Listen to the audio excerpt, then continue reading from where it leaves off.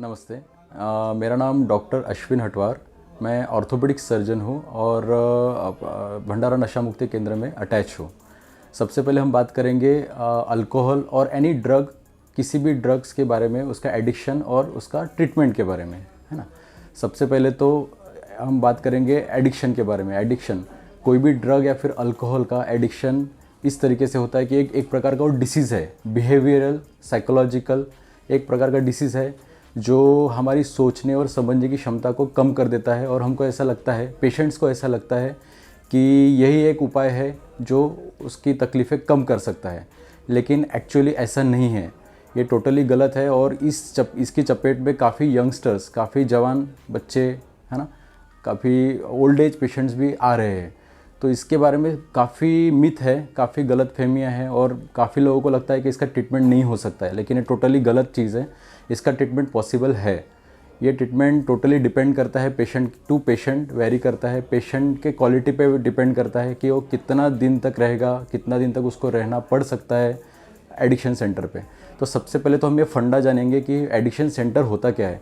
ये एक ऐसा सेंटर होता है, जैसे हमारा व्यसन मुक्ति केंद्र है भंडारा, ये एक सेंटर है जहाँ पे हम सभी पेशेंट्स को एक प्रॉपर यूनिट में रखते हैं, प्रॉपर सेक्टर्स सेग्रीगेशंस में रखते हैं और उनका एक अलग से क्लासेस होता है, काउंसलिंग पार्ट होता है, मेडिकेशन पार्ट होता है। ये सब पार्ट यहाँ पे फॉलो किया जाता है और साथ साथ में एक विजिट्स होते हैं डॉक्टर्स के, वो हम कंटिन्यू मॉनिटरिंग रखते हैं पेशेंट्स के ऊपर।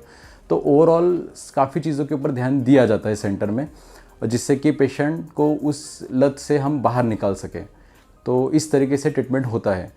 उसमें मेडिकेशन पार्ट में काफ़ी मेडिकेशंस होते हैं जो हम देते हैं, जिससे कि अल्कोहल एब्यूज़ एक प्रकार का एक बिहेवियरल डिसऑर्डर ही है, जिसमें कि काफ़ी लिब्रियम जैसी टैबलेट्स हम उसमें देते हैं और काफ़ी और मल्टीविटामिन्स होते हैं जो हम देते हैं उनमें।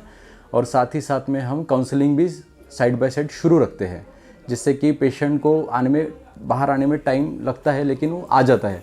अभी टाइम कितना लग सकता है, इसके लिए टाइम ड्यूरेशन कुछ फिक्स नहीं है, लेकिन जैसे कि मैंने जब आपको बताया कि ये डिपेंड करता है कि पेशेंट का विल पावर कितना है। पेशेंट का विल पावर अगर अच्छा होगा तो काफ़ी जल्दी रिकवर कर जाता है और मैक्सिमम टाइम रिलैप्सेस भी नहीं होते। तो देखा जाए तो इसका जो रेशो है, ये डी एडिक्शन सेंटर से जाने के बाद काफ़ी हद तक रिकवर कर जाते हैं पेशेंट्स।